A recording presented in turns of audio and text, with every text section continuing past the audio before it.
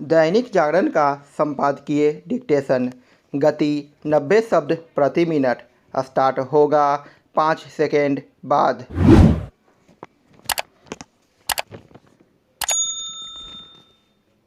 Start. इस पर आश्चर्य नहीं कि कर्नाटक में कांग्रेस की जीत के बाद विपक्ष को एकजुट करने की पहल तेज होती दिख रही है।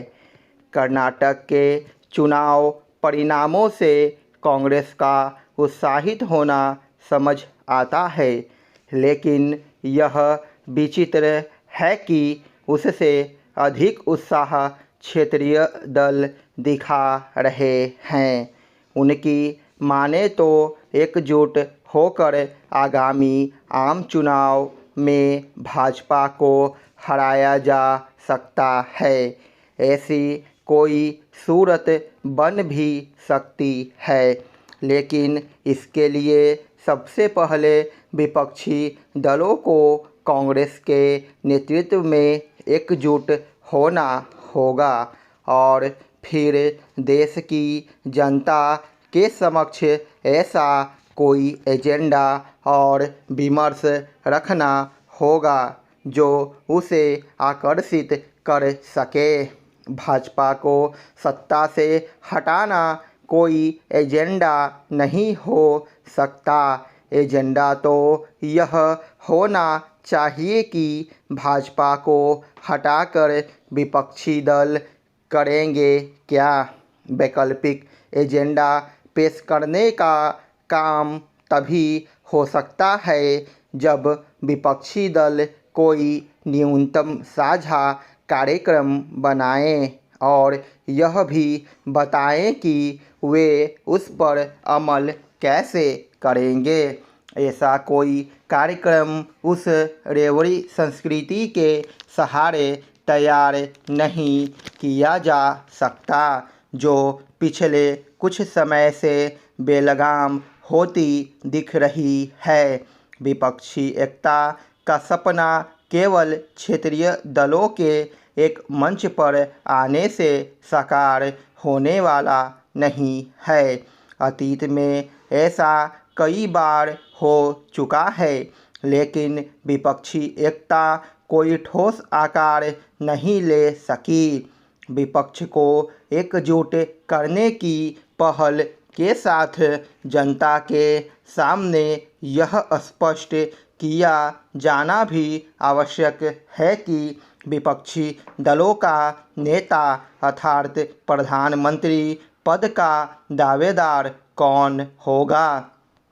इस तरह के दावों से बात नहीं बनने वाली कि नेता का चयन चुनाव बाद किया जाएगा।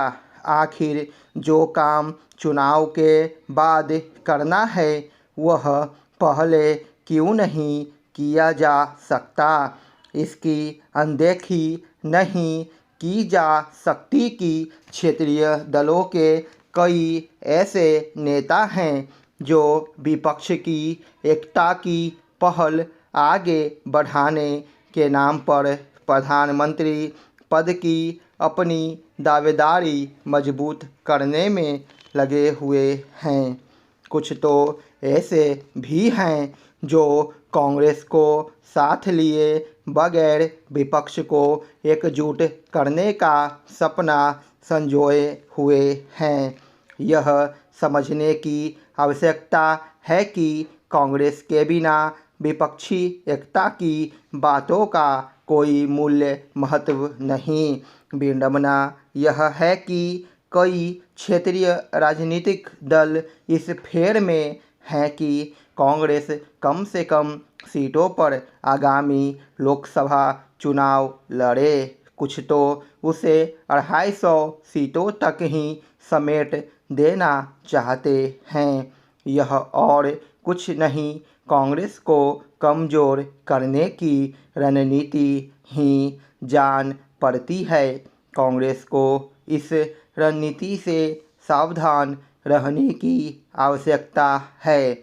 वैसे भी वह क्षेत्रीय दलों के लिए अपनी काफ़ी राजनीतिक जमीन छोड़ चुकी है।